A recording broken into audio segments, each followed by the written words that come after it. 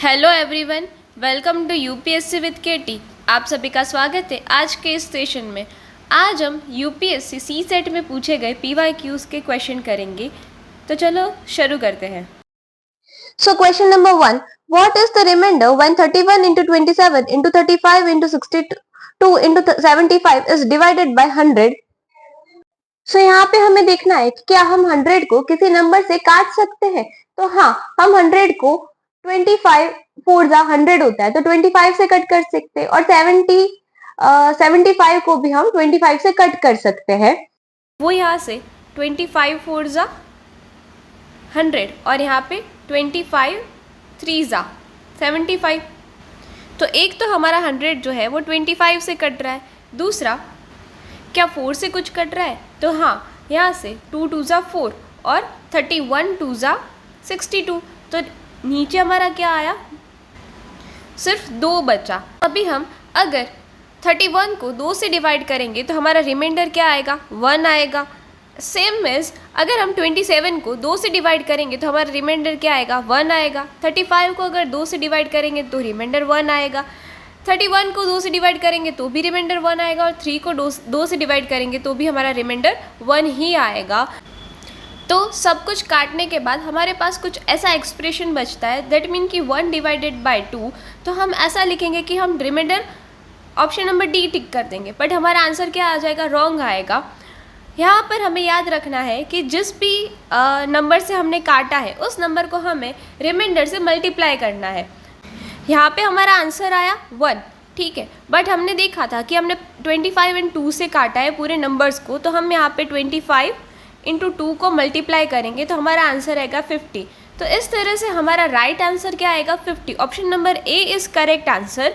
हम यहाँ पे डी ऑप्शन नहीं टिक करेंगे, हम ऑप्शन क्या टिक करेंगे? Option number A, 50 is correct answer.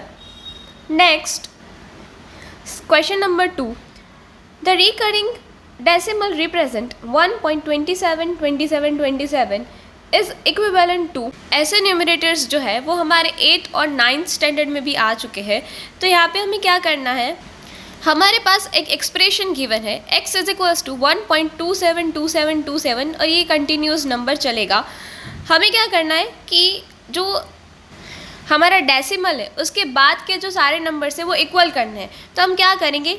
इस पर्टिकुलर हमारा जो इक्वेशन है उसको हम 100 से मल्टीप्लाई कर देंगे तो हमारा आएगा 100x इज इक्वल्स टू 127.27 जो है वो कंटिन्यू चलेगा। अभी हमें क्या मिला? हमारे पास 2 इक्वेशन आ गए, equation number 1 and equation number 2। Now हम इक्वेशन नंबर 1 में से इक्वेशन नंबर 2 को माइनस करेंगे तो हमारा आंसर क्या आएगा? 100x minus x is equals to 99x आएगा। और यहाँ पे 127 में से 1 अगर हम माइनस करेंगे तो हमारा आंसर आएगा 126। और अगर पॉइंट की बात करें तो पॉइंट के बाद 27 सब इक्वल है तो हमारा आएगा 0 0 0 0। दैट मीन हमारा नया एक्सप्रेशन हमें क्या मिलेगा? आंसर क्या मिलेगा?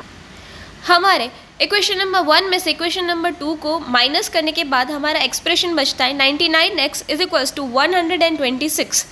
नाउ x को अगर हम मेन फंक्शन की तरह ले तो हमारा आंसर क्या आएगा? 126 डिवाइडेड बाय 99। सो नाउ क्या हम इस 126 एंड 99 को 9 से डिवाइड कर सकते, 9 को 9 से काट सकते हैं? तो हाँ, हमारा 14 9 का क्या होता है? 126। तो यहाँ पे आएगा 14 और 11 9 का क्या होता है? 99। तो 14 divided by 11 is our correct answer. तो यहाँ पे हमारा ऑप्शन नंबर बी जो है वो करेक्ट आंसर आएगा। 14 divided by 11 is right answer. Option number B is correct. Question number 3, how many distinct 8 digit numbers can be form by rearranging the digit such as the odd digit occupy odd position and even digit occupied even position। so यहाँ पे हमें एक digit given है तो हमें इसका arrangement ऐसा करना है कि जो ओड नंबर्स है, ओड डिजिट है वो ओड पोजीशन ऑक्यूपाई करे और जो इवन डिजिट है वो इवन पोजीशन है वो ऑक्यूपाई करे। तो चलो इसे सॉल्व करते हैं। सो यहाँ पे हमारे पास 4 ऑड नंबर है और 4 जो है वो इवन नंबर है, तो 1 1 3 3 odd number and 2 2 4 4 even number. तो हमें यहाँ पे क्या बताया गया है कि ऑड नंबर जो है वो ऑड पोजीशन पे आएंगे और इवन नंबर जो है वो इवन पोजीशन पे आएंगे। तो हमारी जो ऑड और इवन पोजीशन को हम अलग कर लेते, तो ये हमारी ऑड हो गया, ये even, odd, even, odd, even, odd and even position.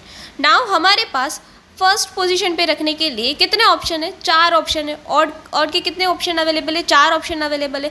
तो यहाँ पे हम 4 ऑप्शन रख सकते हैं। सपोज करो हमने यहाँ पे 1 कर लिया, तो 1 को हम काट लेंगे, तो हमारे पास अभी नेक्स्ट ऑड पोजीशन पे रखने के लिए कितने ऑप्शन है? 3 ऑप्शन अवेलेबल है। तो यहाँ पे 3। अगर सपोज करो हमने यहाँ पे 1 रखा, तो अभी हमारे नेक्स्ट पोजीशन पे रखने के लिए कितने ऑप्शन अवेलेबल है? ऑड पोजीशन पे रखने के लिए 2 ऑप्शन अवेलेबल है, तो 2 और इसके बाद 1। सेम एज हम करेंगे इवन पोजीशन के लिए। तो देखो यहाँ पे हमारे पास इवन पोजीशन में रखने के लिए सबसे पहले कितने ऑप्शन अवेलेबल है? 4 ऑप्शन अवेलेबल है। तो यहाँ पर हमारे 4, इसके बाद हमारे पास 3 ऑप्शन अवेलेबल है। ठीक है, नाउ हमारे पास 2 ऑप्शन अवेलेबल है और अभी 1 ऑप्शन अवेलेबल है। दैट मीन हमारा क्या आंसर आएगा? यहाँ पे देखेंगे तो 4 3 2 1, 4 3 2 1 को हम लिख सकते हैं 4 फैक्टोरियल। सेम एज यहाँ पर भी 4 3 2 1, इसको भी हम लिख सकते हैं 4 फैक्टोरियल। सो इतना करने के बाद हमारे पास क्या आंसर आया? 4 फैक्टोरियल इंटू 4 फैक्टोरियल। बट क्या इतना करने से हमारा आंसर आ जाएगा? नहीं। यहाँ पे देखो नंबर्स जो है वो बार बार रिपीट हो रहे हैं। तो 1 कितनी बार आया? 2 बार आया। 2 भी कितनी बार आया? 2 बार आया। 3 भी कितनी बार आया? 2 बार आया। और हमारा जो 4 है वो भी कितनी बार आया? 2 बार आया। दैट मीन हमारे 4 ऐसे नंबर है जो 2 बार रिपीट हुए। तो दैट मीन हम क्या करेंगे? डिवाइडेड बाय 1 के लिए 2 फैक्टोरियल इंटू 2 के लिए 2 factorial into 2 factorial into 2 factorial. इसका मतलब क्या हुआ कि हमारा जो भी नंबर जितनी भी बार रिपीट हो रहा है उतने फैक्टोरियल से हम उसको क्या करेंगे? डिवाइड करेंगे। यहाँ पे हमारा 1 जो है वो कितनी बार आया? 2 बार आया। तो इसको हम क्या करेंगे? 2 से डिवाइड कर देंगे, 2 फैक्टोरियल से डिवाइड करेंगे। सेम है हमारा जो 2 है वो भी कितनी बार आया? 2 बार रिपीट हुआ। तो इसको भी हम 2 फैक्टोरियल से डिवाइड करेंगे। अगर यहाँ पे हमारा जो 3 है वो 3 बार आया होता तो हम इस नंबर को 3 फैक्टोरियल से डिवाइड करेंगे। तो याद रखना कि जब भी हमारे जितने भी नंबर रिपीट होते हैं उतने नंबर से हम क्या करेंगे? उसके फैक्टोरियल से डिवाइड करेंगे। सो नाउ हम यहाँ पे 4 फैक्टोरियल को क्या करेंगे? एक्सपांड करेंगे। तो 4 3 2। ठीक है, सेम एज दूसरी बार 4 3 और 2।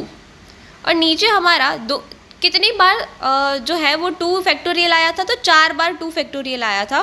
तो 1 2 3 and 4 time. Now 2 will be cancel out, यहाँ पर भी 2 will be cancel out and यहाँ पे 4 will be cancel out. Now हमारे पास क्या बचा? 4 3 12 और 12 3 क्या होगा हमारा? 36। तो इस तरह से हमारा आंसर आ जाएगा 36। So option number C will be correct answer.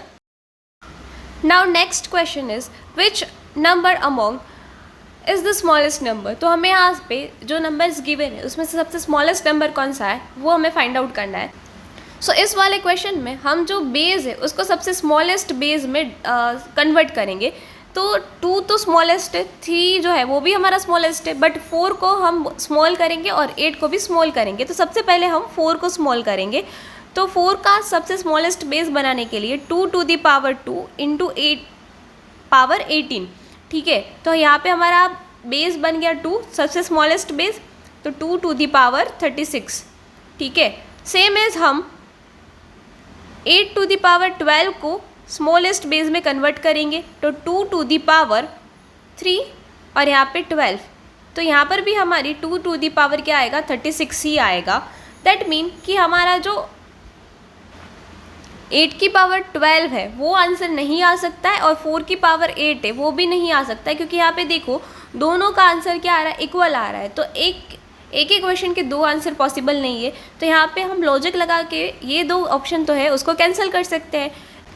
तो यहाँ पे हमारा 2 to the power 36 आंसर नहीं है, तो 2 to the 40 पावर 2 की 40 पावर भी आंसर नहीं हो सकता, क्योंकि 2 to the 40 is greater than 2 to the 36। तो यहाँ पे हमारा ऑप्शन नंबर ए भी ऑटोमेटिकली कैंसिल हो रहा है। तो ऑप्शन नंबर ए नहीं आ सकता, 4 की पावर 18 नहीं आ सकता, 8 की पावर 12 भी नहीं आ सकता। तो हमारा ऑप्शन कौन सा बचा? Option number B is correct answer. तो ऐसे क्वेश्चन हम लॉजिक से भी सॉल्व कर सकते हैं। आज के लिए इतना ही। आज के लिए इतना ही। मिलते हैं नेक्स्ट सेशन में। तब तक के लिए please do like, share and subscribe UPSC with KT।